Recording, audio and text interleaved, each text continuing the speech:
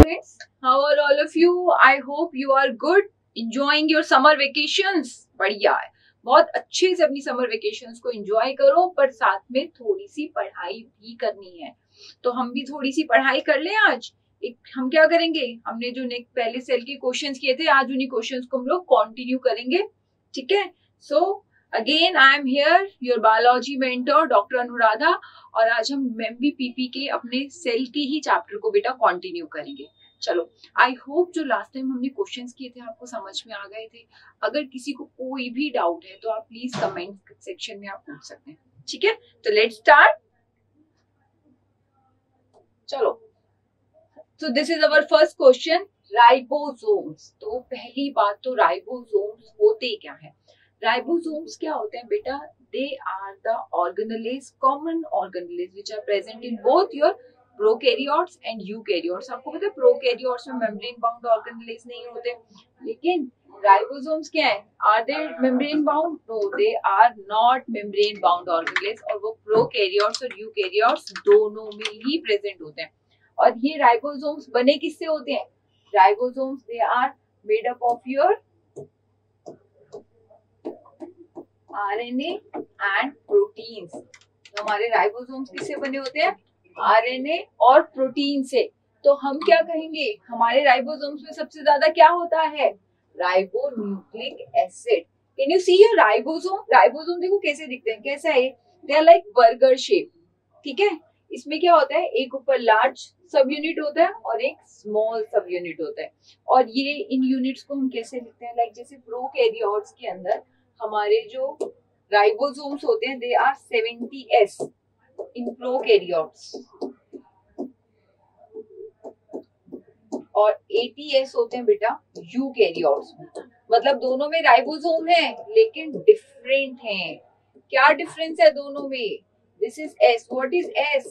S is your Swedberg unit. इससे क्या पता चलता है? डेंसिटी का। ठीक है, इट इज सेडिमेंटेशन के लिए होता है।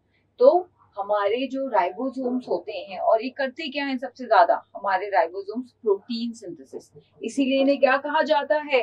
Protein factory. तो राइबोसोम्स को हम और क्या कह रहे हैं? कहते हैं protein factory of the cell. तो ये क्वेश्चन भी आता है, which organelle in the cell is known as protein factory. तो प्रोटीन फैक्ट्री किसे कहा जाता है? राइबोसोम्स को। क्लियर? चलो नेक्स्ट क्वेश्चन करें। व्हाइट और कलरलेस प्लास्टिड्स। प्लास्टिड्स क्या होते हैं? प्लास्टिड्स वो होते हैं मेम्ब्रेन, डबल मेम्ब्रेन स्ट्रक्चर होते हैं। देख लो ना, दो मेम्ब्रेन है सब में। और कहाँ प्रेजेंट होते हैं? क्या दोनों में होते हैं? प्लांट्स में और एनिमल्स में नहीं। प्लास्टिड सिर्फ हमारे प्लांट्स में होता है, एनिमल सेल्स में प्लास्टिड नहीं होते। तो जो प्लास्टिड्स होते हैं ये करते क्या है? देखो, प्लास्टिड्स ना बेसिकली इनके अंदर कुछ पिगमेंट्स होती है। ठीक है, जो कुछ ना कुछ स्पेशलाइज्ड फंक्शन परफॉर्म करती है। जैसे हमारा क्रोमोप्लास्ट है, क्रोमोप्लास्ट क्या करता है? कलर प्रोवाइड करता है। किसको? हमारे फ्लावर्स को। जो इतने डिफरेंट कलर के, इतने ब्यूटीफुल हमारे नेचर में फ्लावर दिखते हैं, किसकी वजह से दिख रहे हैं? क्रोमोप्लास्ट की वजह से दिख रहे हैं। क्लोरोप्लास्ट के पास क्या है? Chlorophyll pigment. हम लोग पढ़ते आ रहे हैं ना, 5th स्टैंडर्ड से पढ़ा दिया जाता है कि plants they synthesize their own food in the presence of sunlight. ठीक है, और किसकी हेल्प से? The help of your chlorophyll. और वो क्लोरोफिल कहाँ है? हमारी क्लोरोप्लास्ट में है। और बाकी के क्या करते हैं? स्टोरेज। बेटा स्टोरेज का काम कर रहे हैं। जैसे अमाइलोप्लास्ट है, ये क्या स्टोर कर रहा है? कार्बोहाइड्रेट स्टोर कर रहा है। ठीक है, अब हमसे क्या पूछा है क्वेश्चन की, इसमें से कौन सा व्हाइट और कलरलेस प्लास्टिड है? तो हमारा आंसर क्या है? ल्यूकोप्लास्ट। जो ल्यूको वर्ड होता है बेटा, इट इज योर व्हाइट। ये व्हाइट को सिग्निफाई करता है, व्हाइट या फिर यू कैन से कलरलेस। अब किसी के पास कोई कलर नहीं होगा तो हम क्या कहेंगे? वो व्हाइट है। तो हमारा ये कौन सा है प्लास्टिड? ल्यूकोप्लास्ट। Clear everyone? समझ में आ गया सबको ये क्वेश्चन? चलो नेक्स्ट क्वेश्चन पे चले। Cell membrane engulfed food from its external environment. मतलब कि एक्सटर्नल एनवायरनमेंट के पास कुछ भी आया तो वो सेल मेम्ब्रेन कैसे लेगा अपने अंदर?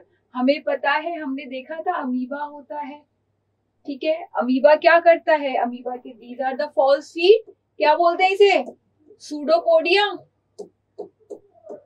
तो अमीबा अपना खाना कैसे खाता है, मतलब उसने बाहर अपना फूड देखा तो उसको एनगल्फ कैसे करेगा, उसका जो सेल मेम्ब्रेन है या कोई भी सेल है उसका सेल मेम्ब्रेन बाहर, चाहे फूड है कोई बैक्टीरिया है, उसको अपने अंदर एनगल्फ कैसे करेगा, by the process of your endocytosis. देखो endo coming inside of your cell, ठीक है, तो एंडोसाइटोसिस से ये क्या करता है, फूड को अपने अंदर एनगल्फ करता है, उसके अराउंड एक वेसिकल फॉर्म करता है, वहां पे उसका ब्रेक डाउन होता है, और ब्रेक डाउन होने के बाद वो क्या होता है, उसके जो न्यूट्रिएंट्स होते हैं सेल उसको यूटिलाइज करता है अपनी ग्रोथ के लिए।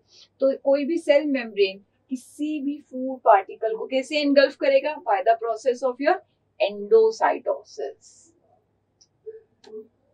Now the primary function of smooth endoplasmic reticulum in the liver cells is, देखो सुनो, हमारा जो ये न्यूक्लियस होता है, ठीक है, दिस इज योर न्यूक्लियस, ये हमारा न्यूक्लियस है। हमारा जो न्यूक्लियस का जो आउटर वॉल होती है, डबल मेम्ब्रेनस स्ट्रक्चर होता है, तो आउटर वॉल से न्यूक्लियस से कॉन्टिन्यूशन में ना एक ही स्ट्रक्चर फॉर्म हो जाता है। इस स्ट्रक्चर को आप क्या बोलते हो, what is the structure known as your endoplasmic reticulum. क्या बोलते हैं बेटा, एंडोप्लाज्मिक रेटिकुलम। अब ये जो एंडोप्लाज्मिक रेटिकुलम है ये दो तरह का होता है। कौन सा, एक जिसके सरफेस पे हमारे राइबोसोम्स अटैच होते हैं। अब जिसके सरफेस पे आपके राइबोसोम्स अटैच होते हैं वो क्या कहलाता है, आपका रफ एंडोप्लाज्मिक रेटिकुलम। आज ऑब्वियस ही बात है, अगर कोई स्मूथ सरफेस है और आप उस पे कुछ चीजें अटैच कर दो तो it will become rough to touch, तो वो क्या हो जाएगा, रफ एंडोप्लाज्मिक रेटिकुलम। लेकिन जिसके सरफेस पे, अब सारे एंडोप्लाज्मिक रेटिकुलम के सरफेस पे तो अटैच नहीं होते, कुछ ऐसा होता है बट जहाँ पे ये राइबोसोम्स अटैच नहीं होते तो उसे हम क्या कहते हैं, this is known as your smooth endoplasmic reticulum. Function क्या होता है, रफ है, क्या अटैच है, प्रोटीन, आपके राइबोसोम्स अटैच है। राइबोसोम्स क्या करते हैं, हमारे प्रोटीन सिंथेसिस करते हैं।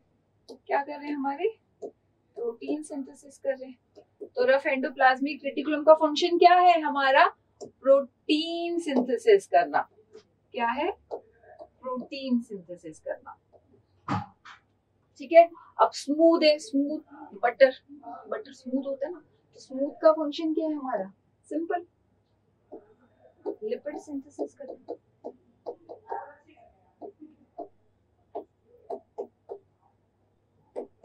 अब इसके अलावा स्मूथ एंडोप्लाज्मिक रेटिकुलम करता क्या है, देखो स्मूथ एंडोप्लाज्मिक रेटिकुलम का एक और मेजर फंक्शन होता है, दैट इज डिटॉक्सिफिकेशन, ठीक है। ये क्या कर रहा है, डिटॉक्सिफिकेशन कर रहा है। तो हमारा फंक्शन क्या होता है, डिटॉक्सिफिकेशन।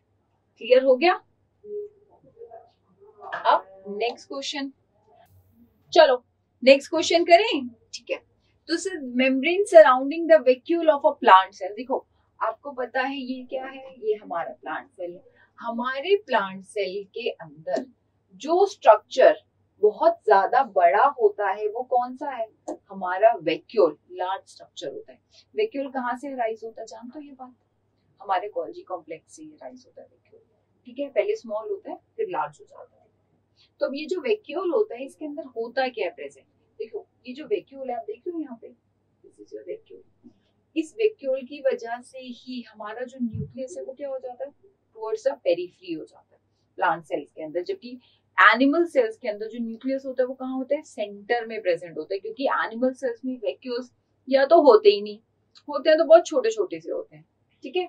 अब ये जो वैक्यूल है इसकी आउटर आपको दिख रही है, आउटर मेम्ब्रेन, इसको क्या बोलते हैं, टोनोप्लास्ट। ये क्वेश्चन आता है आपको, दिस इज वेरी इंपॉर्टेंट, कि जो आउटर मेम्ब्रेन होती है वैक्यूल की उसको क्या बोलते हैं, टोनोप्लास्ट। अब इसके अंदर जो फ्लूइड है खाली तो नहीं होता, अब इसमें जो फ्लूइड है उसको क्या कहते हैं, सेल सैप, ठीक है।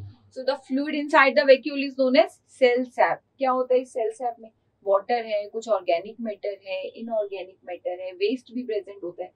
तो हमारे पास क्वेश्चन क्या है, the membrane surrounding the vacuole is known as tonoplast. तो हमें समझ में आ गया कि ये क्या है, इसकी आउटर मेम्ब्रेन को क्या बोलते हैं, tonoplast. Now next question, the cell organelle is associated with cell secretion. ठीक है, अब कौन से हैं जो सेल सिक्रीशन में हेल्प करते हैं? क्या सिक्रीशन कर रहे हैं बताओ मुझे, किसी को कुछ आइडिया है ये किस सिक्रीशन की बात हो रही है? चलो, ये आपका सेल है, सेल के पास अंदर न्यूक्लियस है आपका, न्यूक्लियस के आउटर से क्या निकल रहा है हमारा एंडोप्लाज्मिक रेटिकुलम निकल रहा है। ठीक है, अब इस एंडोप्लाज्मिक रेटिकुलम का काम क्या है? ऑब्वियस ही बात है भाई, जिसके सरफेस पे हमारे ये प्रोटीन्स अटैच हैं, वो क्या कर रहा है हमारा आउटर सरफेस पे, वो क्या कर रहा है हमारा प्रोटीन सिंथेसिस कर रहा है, आरईआर। अब आरईआर ने प्रोटीन्स बनाए, फिर यहीं पे क्या प्रेजेंट है आपका गोल्जी अपरेटस। ठीक है, अब जो ये प्रोटीन्स यहाँ बने, जो एसईआर ने आपके लिपिड्स बनाए, उन लिपिड्स को क्या करता है एक वेसिकल में, इसका काम क्या है, ये उसको पहले तो रिसीव करता है।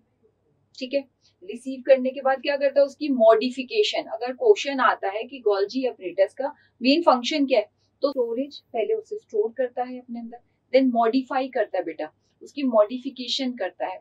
जैसे कि जो प्रोटीन्स आते हैं उसको मॉडिफाइड करके क्या बना देता है ग्लाइकोप्रोटीन्स। क्या बना रहा है आपका ग्लाइकोप्रोटीन्स। ऐसे जो लिपिड्स आ रहे हैं उसको मॉडिफाई करके क्या बनाएगा ग्लाइकोलिपिड्स। तो इसको मॉडिफाई करने के बाद क्या करता है उसे वेसिकल्स के अंदर एनक्लोज्ड करके सिक्रीट कर देता है। ठीक है, तो हमारा सिक्रीशन का काम यहाँ कौन कर रहा है गोल्जी अपरेटस। तो इसका मेन फंक्शन क्या है, सबसे पहले स्टोरेज करना, देन मॉडिफिकेशन करना, मॉडिफिकेशन के बाद पैक करता है उसको एंड देन सिक्रीशन करता है। क्लियर हो गया सबको आई होप। चलो नेक्स्ट क्वेश्चन, इन क्लोरोप्लास्ट, अभी हमने पढ़ा है क्लोरोप्लास्ट के बारे में कि क्लोरोप्लास्ट के पास क्या है हमारा क्लोरोफिल। क्लोरोफिल क्यों चाहिए हमें, खाना बनाने के लिए। हम क्या कर रहे हैं किचन में खाना बनाते हैं, गैस चाहिए होता है ना, अब क्लोरो इसको भी तो कुछ चाहिए ना खाना बनाने के लिए, तो इसे क्या चाहिए, इसे एक पिगमेंट चाहिए क्लोरोफिल। अब ये पिगमेंट कहाँ प्रेजेंट है हमारी क्लोरोप्लास्ट में। तो क्या क्लोरोप्लास्ट में सब जगह प्रेजेंट होती है। पहली बात क्लोरोप्लास्ट क्या है, डबल मेम्ब्रेन स्ट्रक्चर है, एक आउटर मेम्ब्रेन है एक ये इनर मेम्ब्रेन है। फिर इसके अंदर जो लिक्विड है जो मैट्रिक्स है उसको क्या बोलते हैं, उसको हम स्ट्रोमा बोलते हैं। देन यू हैव दिस ना वन का कॉइन होता है, जैसे वन के कॉइन के जैसे स्ट्रक्चर होते हैं, उस स्ट्रक्चर को क्या बोलते हैं थैलाकॉइड्स। क्या बोलते हैं बेटा थैलाकॉइड्स। इन थैलाकॉइड्स के पास होती है आपकी क्लोरोफिल पिगमेंट। ठीक है, और इस थैलाकॉइड के बंच को हम बोलते हैं ग्रैनम। अब अगर एक बंच है तो आप ग्रैनम बोलोगे, लेकिन आप देख लो ना एक नहीं है, 1 2 3 4 बहुत सारे बंच होते हैं, तो तब हम क्या बोलते हैं इसका प्लूरल वर्ड ग्रैना। तब हम क्या बोलते हैं grana. So grana is a plural of your granum. तो हमारी क्लोरोफिल कहाँ है, हमारी क्लोरोफिल इस थैलाकॉइड के पास। तुम्हारा आंसर क्या है थैलाकॉइड। क्लियर हो गया। तो हमारी फोटोसिंथेसिस कहाँ हो रही है, मतलब हमारा जो सेल है प्लांट सेल है उस सेल के अंदर फोटोसिंथेसिस सिर्फ और सिर्फ क्लोरोप्लास्ट में ही होती है। इसीलिए बच्चों इस क्लोरोप्लास्ट को हम और क्या कहते हैं, इस क्लोरोप्लास्ट को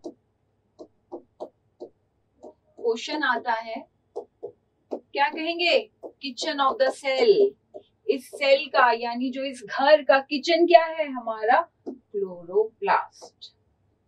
क्लियर एवरीवन, समझ में आ गया। तो हमें यहाँ पे हमने देखा था ना, हमने 2-3 क्वेश्चन कर लिए, एक ये भी क्वेश्चन आता है एक ये क्वेश्चन आता है। ठीक है, चलो nucleoplasm if continuous with cytoplasm. देखो सेल है, सेल के पास क्या है न्यूक्लियस है, न्यूक्लियस के अंदर भी लिक्विड है, न्यूक्लियस के बाहर भी लिक्विड है। अब ये हमारा न्यूक्लियस है, थोड़ा सुंदर सा बनाते हैं डायग्राम। चलो जी, अब ये हमारा न्यूक्लियस है, इसके अंदर भी क्या है मैट्रिक्स है। ठीक है, इसके बाहर भी मैट्रिक्स है। अब जो बाहर है इसको क्या बोलते हैं साइटोप्लाज्म बोलते हैं क्योंकि सेल के अंदर है। अब जो न्यूक्लियस के अंदर है उसको क्या बोलते हैं न्यूक्लियोप्लाज्म बोलते हैं। ठीक है। अब इस साइटोप्लाज्म और ये न्यूक्लियोप्लाज्म वो कह रहे हैं कॉन्टिन्यूस होगा तो किसके थ्रू होगा? ऑब्वियस ही बात है, किसके थ्रू होगा?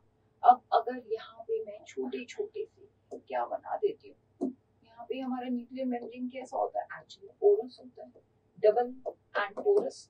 तो ये न्यूक्लियोप्लाज्म इस साइटोप्लाज्म के साथ कैसे कॉन्टिन्यूशन में? हमारे इन न्यूक्लियर पोर्स के through.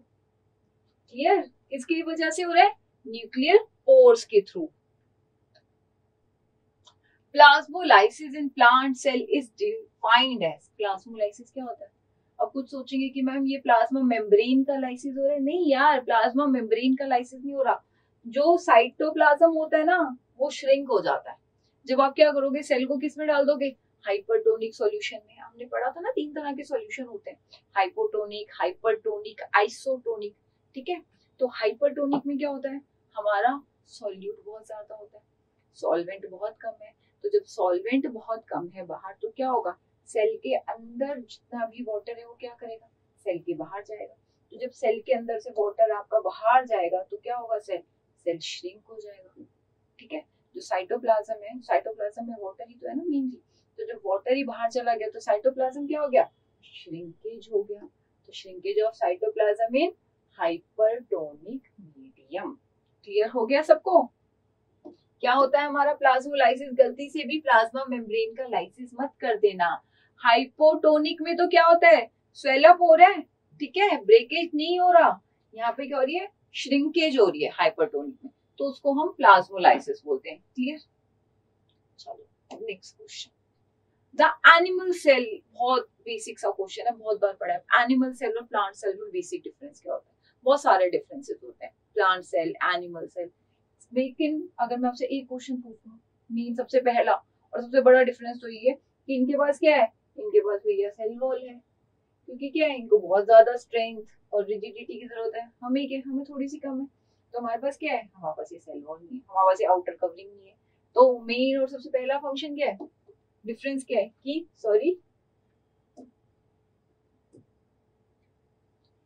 This is your cell wall की मेन डिफरेंस होता है कि सेल वॉल प्लांट्स के पास है और हमारे पास नहीं है। और भी बहुत ऑर्गेनेल्स होते हैं जो कि इनके पास है, हमारे पास नहीं है। जैसे कि प्लास्टिड्स, अभी पढ़ा था हमने, प्लांट्स के पास प्लास्टिड है, हमारे पास प्लास्टिड नहीं है। ठीक है, क्लियर हो गया? चलो,